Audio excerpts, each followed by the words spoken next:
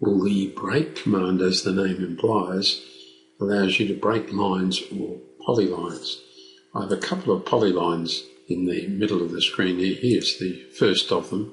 And if you look over in the command area, over here I've given it a width of 25 units. Let's break it using modify and break. The prompt first tells me to select the object. That could be a polyline, could be a line, could be an arc. Then I'm asked to specify the first point. I can click somewhere near the line, doesn't have to be on the line, and say a second break point out here. The result of the break command is that chunk is cut, or segment is cut from the line. Notice that we've lost the thickness of the polyline. An option that you might find useful is the break at option. So let's right click, repeat the break command, pick the object. What I'll do then is I'll pick it at its midpoint and then type the at sign and hit enter. What that does, it breaks the line into two short line segments, the first on the left and the second on the right.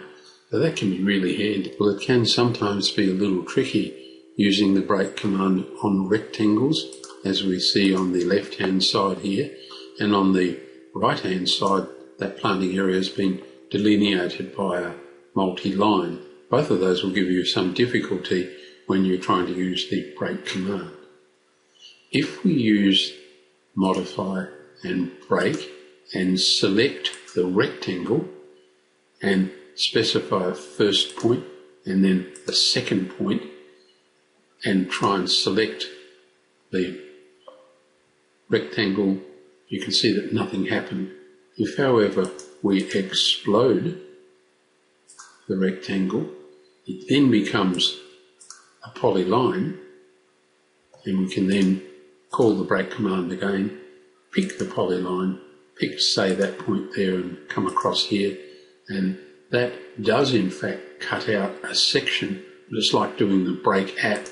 So if we select it now, you may be able to see, as we do that you can see it broke that polyline at that point there and that point there. So it doesn't show up very easily and won't do unless I thicken both these. Let's give them a width of, say, 25. And you may now be able to see, can you see now a black segment? That's where we broke it and broke it again. So it can get just a little tricky when you're working with rectangles. The safest thing when working with a rectangle, let's draw one outside here. Safest thing to do is to explode it and then explode it again. Once exploded twice, the rectangle becomes just a series of straight lines and your break tool will work very easily. We come over here to the multi-line and select it. We can explode it once and we pick it, still a multi-line, pick it and explode again. It's in fact still a multi-line. So nothing you do will allow you to work with the break command. The reason for it, of course, is that the multi-line consists of thousands of lines and the break operation is going to have to deal with every individual line in it. So we've made the deliberate decision not to allow a multi-line to be broken. Other entities like arcs, let's draw an arc, 3-point arc from there to there. We can again use the break command,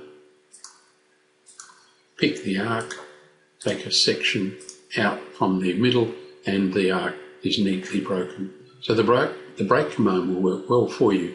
You just have to be aware that more complex elements like rectangles and polygons and so on are going to take a little of experimentation to get things to work the way you want them to work.